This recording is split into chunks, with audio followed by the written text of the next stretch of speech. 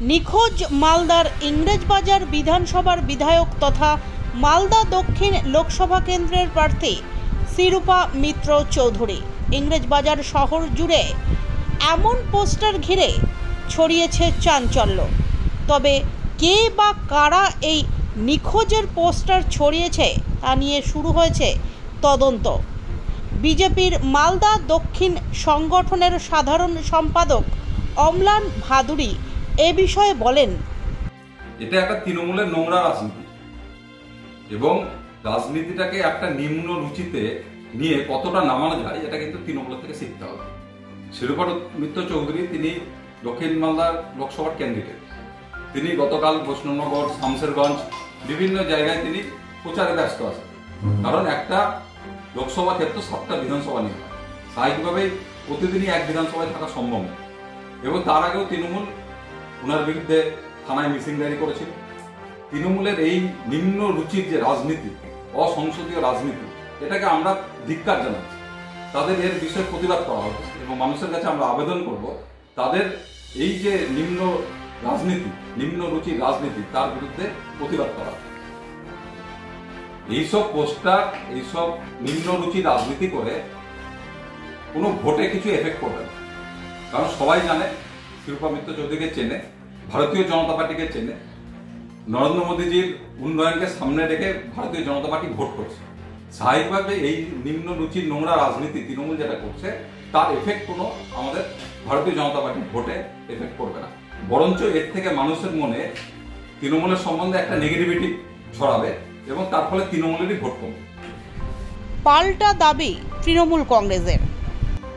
হ্যাঁ, আমি রাস্তাতেও দেখলাম চায়ের দোকানেই পোস্টারগুলো পড়েছে। এটা আজকের কথা না, এটা অনেকদিন আগের থেকেই, বছর দুয়েক যাবতই বন্যা, করোনা, মানুষের বিপদ, মৃত্যু, কোনো বিষয়ে ইংরেজবাজার বিধানসভার বিধায়িকাকে কেউ পায়নি এবং পার্টিরও একাংশ ক্ষুব্ধ ছিল। এর আগেও এটা পোস্টার পড়েছিল।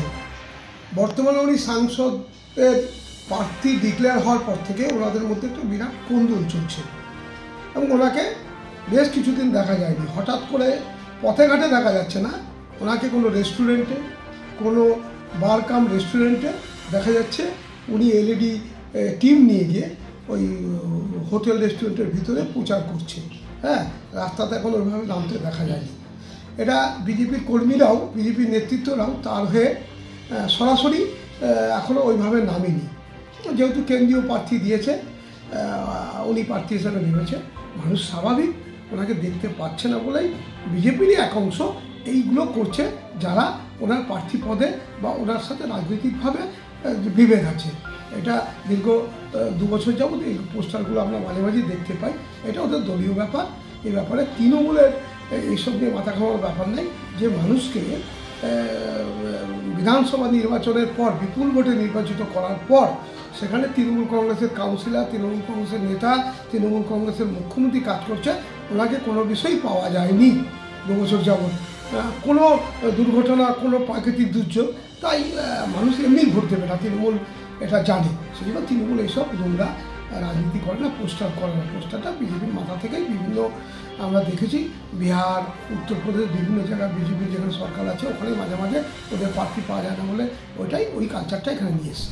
চৈত্রের তীব্র দাবদাহের মাঝেই ভোট যুদ্ধে রাজনৈতিক পারদ গরম হয়ে উঠছে। এমন ঘটনার পর তার বলার অপেক্ষা রাখে না।